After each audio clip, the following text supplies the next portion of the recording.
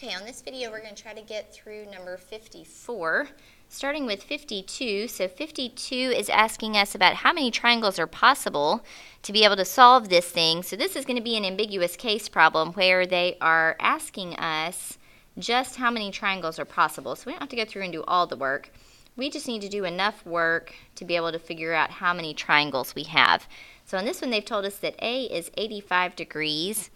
And A over here, side A is 15 and side B is 25. So I'm going to go ahead and again start by assuming that there are two triangles until I can prove that there aren't. But as soon as you prove that there are two triangles, you can stop right there. So let me start by setting all of that up. And so I've got information on A and B, so I'm going to work with those two. So I'm going to do A over the sine of A and B over the sine of B. And cross multiply.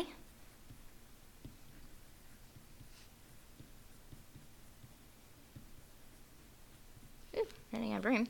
And then over here I'm going to divide by the 15 and use my inverse sign. So I'm going to say that B up there in my first triangle is going to be, left out my inverse sign again, the inverse sine of 25 sine of 85 divided by 15. All right, so let's make sure we're in degree mode and plug all of that into your calculator. So I'm going to do second sine alpha F1 number 1 and 25 sine of 85, and I'm going to divide that by 15. And what's going to happen is that we're going to get that error message right there, which means that this is not possible. What that's telling us is this value right here was not between 1 and -1. And so by telling us that, that tells me that there are 0 triangles possible with that information. So you'll either have 0 triangles or 1 triangle or 2 triangles on a question like that. Now number 53 is asking me a similar question, and it's asking me to solve. So let's go ahead and set that up again. All of this information again. So A, B, and C. On this, they tell me A is 20.5, and A is 12, and B is 31. All right, so let me go ahead and assume that there's 2 triangles. So I'm going to go ahead and write all that same information down here. And very similar to that first one that we did, I'm going to start by working with A and B because I'm given information about A and B. So I'm going to put A over the sine of A and B over the sine of B. And so same process as up above. I'm going to start by cross multiplying.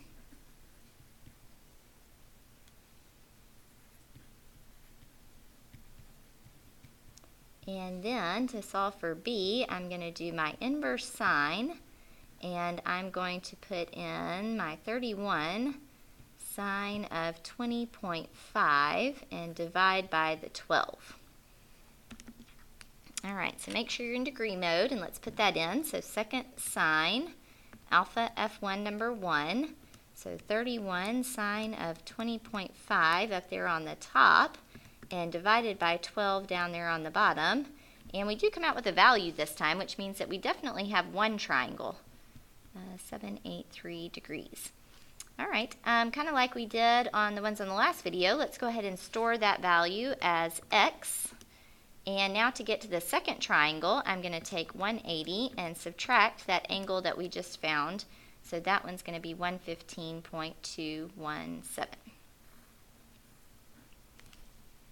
All right, let me jump down here and work in triangle number 3 then, or triangle number 2 then, because it looks like, don't do that, it looks like I'm going to have 2 triangles on this one. All right, so getting all of that in tells me that I do have a third angle down here of 44.283. All right, so I do have 2 triangles on this one. We can go ahead and say that there's definitely 2 triangles. And then it tells me to go ahead and solve. So on this part, you can use anything that you want to down here. I'm going to go ahead and stick with A because that was my given information, but your choice. So I'm going to do A over the sine of A and C over the sine of C. cross multiply on that is going to give me c times the sine of 20.5 is equal to, I forgot my sign on that, 12 times the sine of 44.283. And then I'm going to divide. All right, so let's do alpha f1 number 1. And so that's going to give me 12 sine of 44.283. And then I'm going to divide all of that by the sine of 20.5. And so this one comes out with a C value of 23.924. All right, now jumping back up to my first triangle up here, I know that I've stored this value as x, so I know my three angles are going to add up to be 180. So 20.5 and minus x to include that b value right there gives me 94. Right?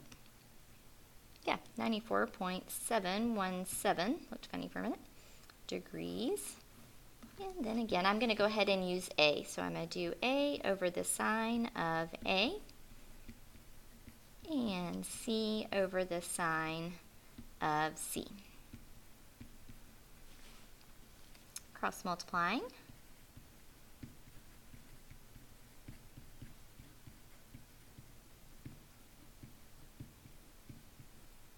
And I'm going to do that division in my calculator. So alpha f1 number 1, I'm going to put in 12 times the sine of, I want to use all those decimal places, so second answer on that, second your negative sign, and then I'm going to divide by the sine of 20.5. And that's going to give me a C value on that one of 34.149.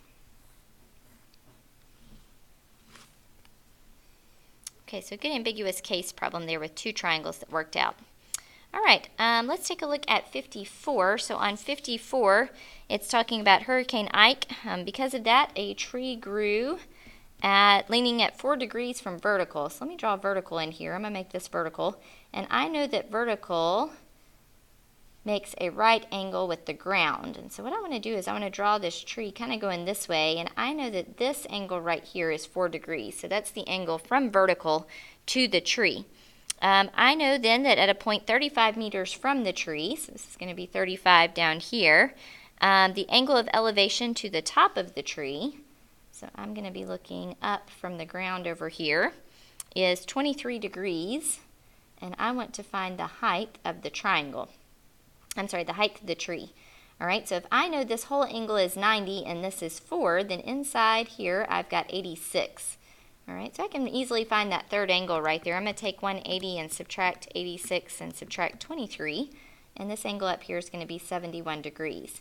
So you can label these A, B, and C if you want to, and I'm going to use the law of sine since I was given information on two angles in the side in between, angle, side, angle.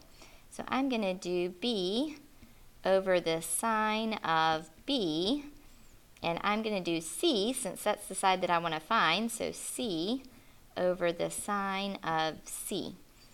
So using A doesn't really help me a lot. I'm not looking for A, and I don't know any information about A. All right, cross multiply on that. Again, make sure you're in degree mode, and we can divide in the calculator. So I'm going to do, again, alpha f1 number 1 to get my fraction. If you need to do this separately in two separate steps in your calculator, you can. And I'm going to divide by the sine of 71. And that tells me that that tree is